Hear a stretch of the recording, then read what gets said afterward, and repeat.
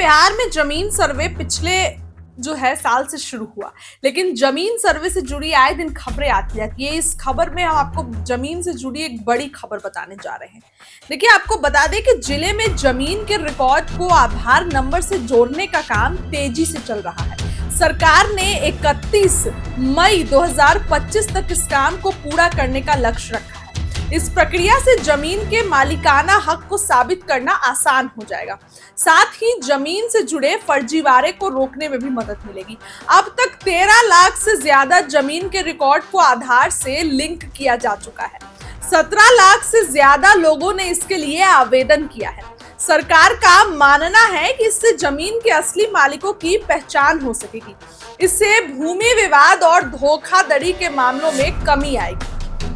अधिकारियों का कहना है कि 31 मई 2025 तक इस लिंकिंग का काम पूरा कर लिया जाए। सरकार का मानना है कि इससे जमीन के असली मालिकों की पहचान आसान हो जाएगी।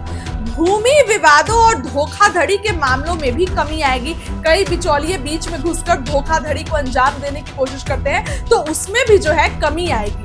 वहीं इसलिए सरकार लोगों से अपील कर रही है कि वे जल्द से जल्द अपने भूमि रिकॉर्ड्स को आधार से लिंक करवा लें।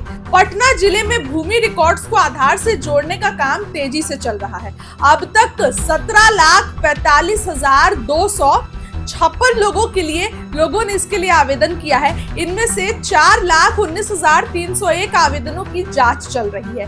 1,25,778 मामलों की जांच पूरी हो गई है और लिंकिंग का इंतजार कर रहे हैं। इस काम में पालीगंज और मसौढ़ी सबसे आगे है। पालीगंज में 75,121 और मसौढ़ी में 74,855 रिकॉर्ड्स को आधार से जोड़ा जा चुका है। इसका मतलब यह है कि इन दोनों जगहों पर सबसे ज्यादा लोगों ने अपने जमीन के कागजात को आधार से लिंक करवाया है। अन्य क्षेत्रों में यह भी काम तेजी से चल रहा है। पुनपुन में अगर बात करें तो जो है वो 67,835, बांकीपुर में 49,380, धनरुआ में 57,840 रिकॉर्ड को आधार से लिंक किया गया है। राजस्व एवं भूमि सुधार विभाग ने इस काम को लेकर सख्त निर्देश दिए हैं। उन्होंने कहा है कि जिन रिकॉर्ड्स की जमाबंदी हो चुकी है उसे सबसे पहले जो है आधार से लिंक किया जाए। इसका मतलब ये है कि जिन लोगों के पास जमीन के सही कागजात है उनका काम जल्दी होगा। पटना जिले में 31 मई तक सभी 17.45 लाख आवेदनों की सीडिंग पूरी करने का लक्ष्य रखा गया है। इसके लिए अंचल कार्यालयों में ज्यादा कर्मचारियों को लगाया गया है ताकि काम तेजी से हो सके। आधार लिंकिंग से जमीन की अवैध बिक्री को रोका जा सके।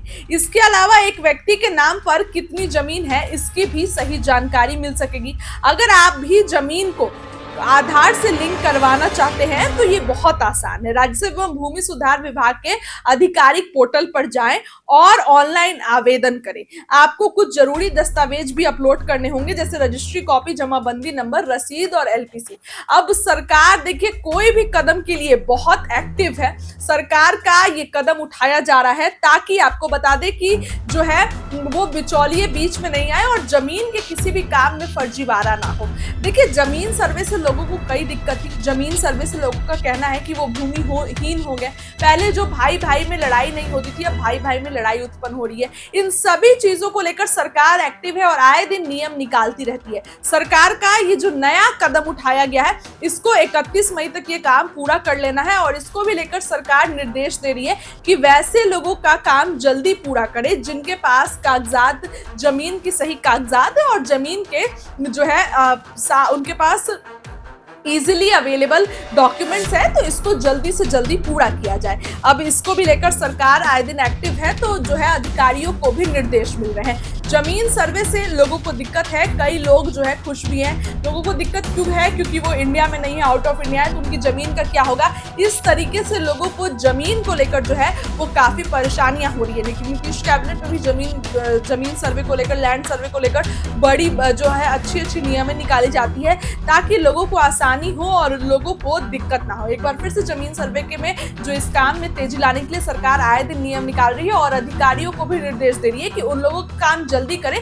जिनके पास पेपर मौजूद है, पेपर अवेलेबल है, तो उनका काम जल्द से जल्द जो है वो आप पूरा कर लें। फिलहाल इस खबर के लिए इतना ही। क्या लगता है कमेंट करिए।